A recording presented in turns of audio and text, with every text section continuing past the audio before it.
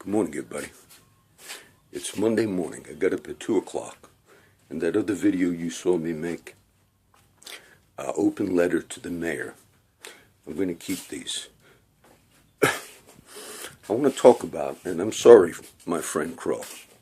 My friend Crow, his name is Shannon Case. And I have to share this, Crow. Because my friend Crow, whose name is Shannon Case, he was one of my new street friends. And that was just one of the most recent stories. And I had him here one day. I think me and Andy were here, and Crow. Maybe Jimmy. It was one of the little meetings I do. And I just knew Crow for maybe about 2 weeks. Shannon Case. This is not intended, it's intended to protect my friend Shannon. Because when I first talked about his case of how an on-duty CCPD officer targeted him, which was Officer Tommy Nichols with the Corpus Christi Police Department, who's committed felonies in this city. And I had a meeting with Shannon, one of my little Bible meetings, right here, one day. I made videos that day, walking in the rain. Shannon told me, 1 out of a million stories. These guys are surprised when these things happen.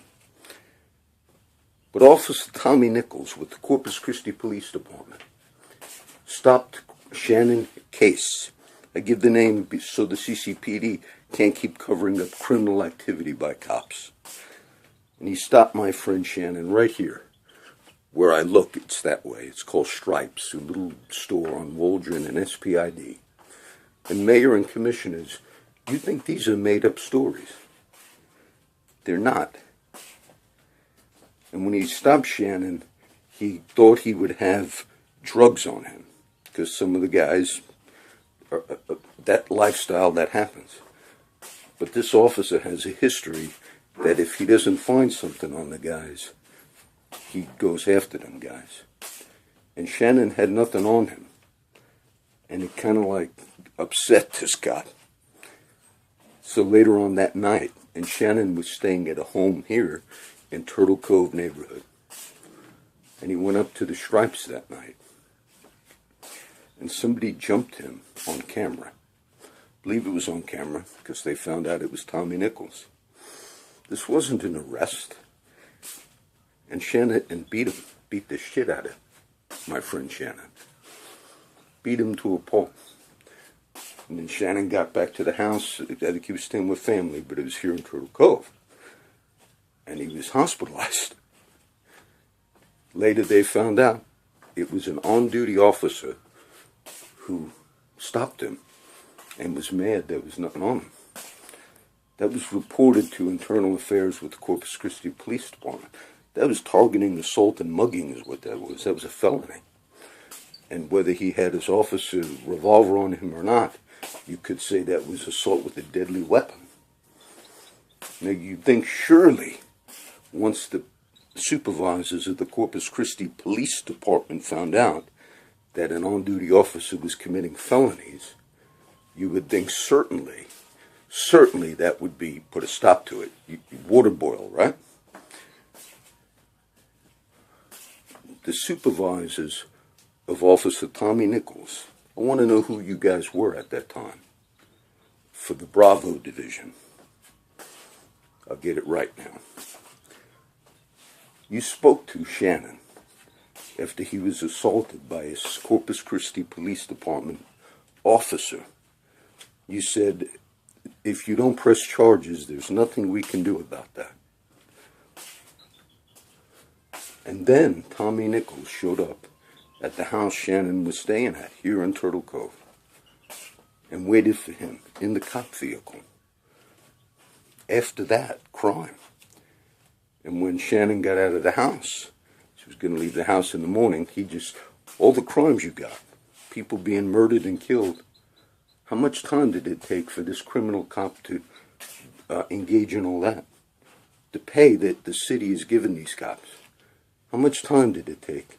You are funding criminal activity when you do that. paying these guys salaries. And then when Shannon got out of the house, Tommy Nichols said, "We caught the guy that beat the shit out of you, Crow, and we sent him to Port Aransas. Not only did you not discipline that cop for felony assault and battery, and if he had his officer a revolver on him, you could say assault with a deadly weapon. Not only did he not get disciplined or should have been in prison for that, this is the same officer that planted that Xanax on Jesse at 918 West Lakeside, Angel Hanley's common law husband, Jesse. The same officer who hit Jesse, an Iraq veteran, with his cop car. You think that's a joke? You think they're making that up, Mayor? Now you see, you got much more than a water boil. All of this that I'm saying now have been on the videos. Go back and look at all the videos.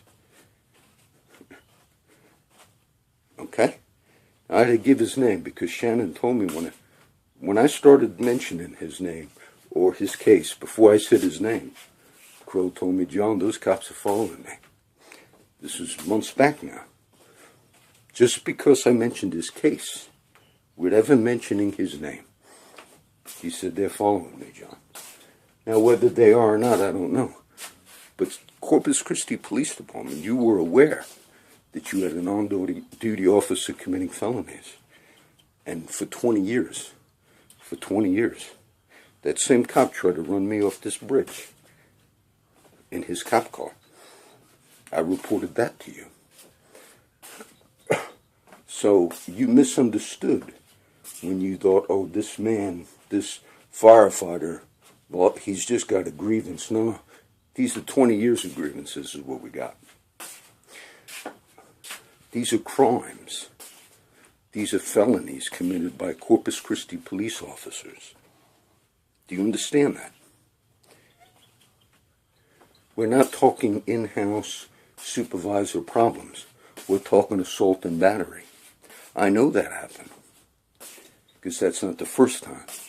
One of the guys here, he's not here anymore. Oh, they had a name. They all have nicknames. He was an alcoholic. The name wasn't Tennessee, but it was the name of another state, because they go by that. And one day, Tommy Nichols gave that guy, he was on the street here, he gave him $5. He said, "Go get drunk and get run over." You say, "John, we can't believe the other guys, they laughed about that." So get off the street because they get tired of arresting these guys. Go get drunk. My friend Joe, won't give Joe's last name. Known Joe for years. I could give so many cases.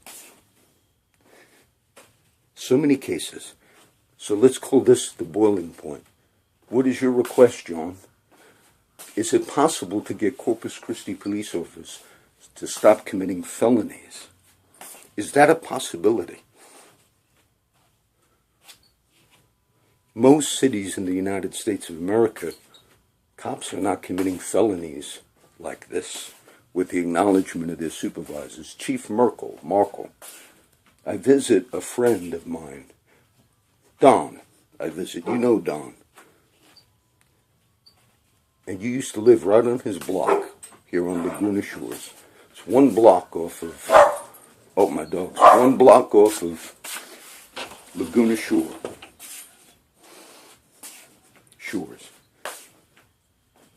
And Don's got a lot of stories about how you spoke to him, that you didn't want homeless people around his neighborhood and all that. Get it. I get that. I understand that. But Don's also shared some other things. Guess I won't go into all that now. So when they promoted you to chief, it didn't give me any confidence that you would deal with criminal acts by Corpus Christi police officers. So now I gave you the Jesse case at 918 West Lakeside. He planted Xanax on that veteran. I gave you the case of Shannon, my friend Crow. And there were so many. And you run rampant like that. You run rampant. And then you try to catch any little thing. Guy riding his bicycle didn't use his left hand. You going to jail. Why do you think you have all these unsolved murders? What about the people that robbed Pizza Hut 8 months ago? Went in, armed robbery, nothing. Nothing. I'm tired of reading stories in the paper. I just read it last night online as well. It said, the Corpus Christi Police Department is asking help to solve this bank robbery, to solve this hit and run, to solve this murder.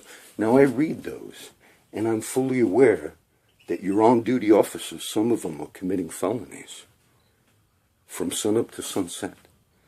And then I read that, I feel like saying, why don't you stop committing crimes while on duty and getting $60,000, $70,000 salaries to go and pursue people in this town and to commit crimes? Why don't you stop doing that?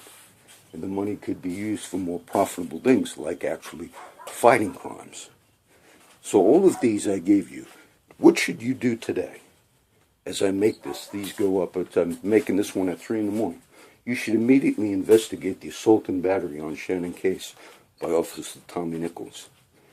You should, because whether you got rid of those records or not, you should immediately pull that cop off the street instead of allowing him to run rogue. Now, how many others do you have that do that? Some of you younger CCPD, new rookies, ladies, and all that stuff. I know you don't know this goes on. I know you don't know that. There's an undercurrent of guys that they from this area, they became cops. They also, some of their friends they went to school with became criminals. And they feel comfortable, like that's an aspect that the public is simply would be shocked to know is going on in this city. So we'll call this the boiling point. And that's my request today. You go investigate the assault and battery on Shannon Case by Officer Tommy Nichols that took place at the Waldron Road. When? Might have been 12 years ago, 10 years ago. I didn't have the date. I know it's a fact. You go find out why Tommy Nichols admitted in front of witnesses, Angel Hanley was there, that he planted his Xanax on Jesse. Jesse, a veteran, did 2 years in prison. And he told his court-appointed lawyer, I think it was a lady, it might have been a guy, but the court-appointed people, they're so busy in the city with everything going on, they just process those through. You should be upset about that. Not about the water boil. Okay? You check those out. You're required to go do that. Because what you expect, you did a big thing on CC, the plan of CC, the future of Corpus Christi, in the midst of a water boil, in the midst of a... So this one's early. You should give priority to that, because this has been going on for 20 years. You should give priority to that.